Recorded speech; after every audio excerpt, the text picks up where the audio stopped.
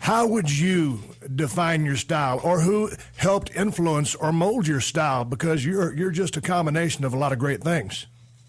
I think a lot of the agility and the speed came early from the lucha stuff. But I mean, the guy that really molded my style and really taught me a lot was kind of that guy that kind of sat me into the apple tree the first time and really, gave me an epiphany about the business and what you're trying to do out there was probably Steve Regal. He came in for a little clinic. I was working at a WWE developmental territory at the time, doing some training and stuff. And Regal walked in, and I wrestled a match with him where I damn near stiffed the shit out of him every chance that I got, and was trying to beat the shit out of him to impress him.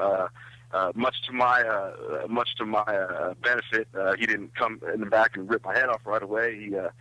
He said that he recognized the potential. He sat me down and we started talking about wrestling. And that one single talk was probably one of the biggest epiphanies in my life, because it changed my whole perception about what this business is about, what we're trying to achieve out there, what we're trying to communicate to the fans.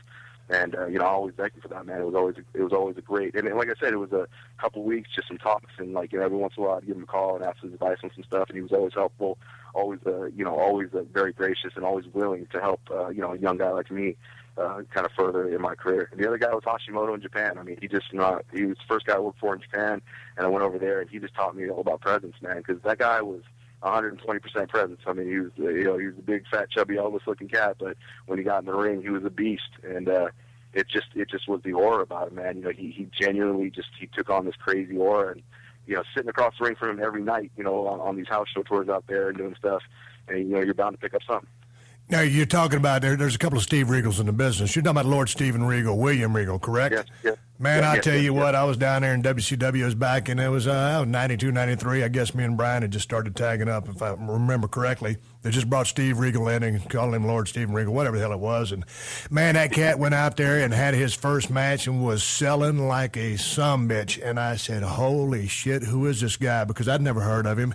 And here he comes over, and of course, I caught him probably, 10, 12 already years in his career, and he was just the ultimate. And just like you said, he was a big influence on you, and you guys hit it off right off the bat. And so as soon as his match was over, I went over and introduced myself to him, because I didn't know if he knew, who the hell I was. I wasn't nobody. I was stunning Steve, and I shook his hand. I said, hey, man. I said, man, that was, badass shit. And we just started talking and became immediate friends, and we became travel partners. And god dang, we went up and down the road together and raised so much hell and had so much fun.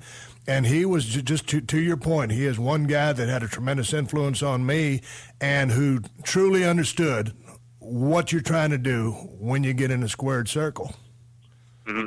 Absolutely, and you'll speak to this too. I mean, a lot of guys in wrestling, man, they won't give you the time of day when you're breaking in. But I mean, to have a guy like Steve Regal who's really accomplished at the time and already done so much in his career, to actually, to spend the time and call me back and check on me and make sure that I was progressing, man, that it meant the world to me, and it really kind of gave me that confidence boost that maybe I can do this shit. I can do this for a living.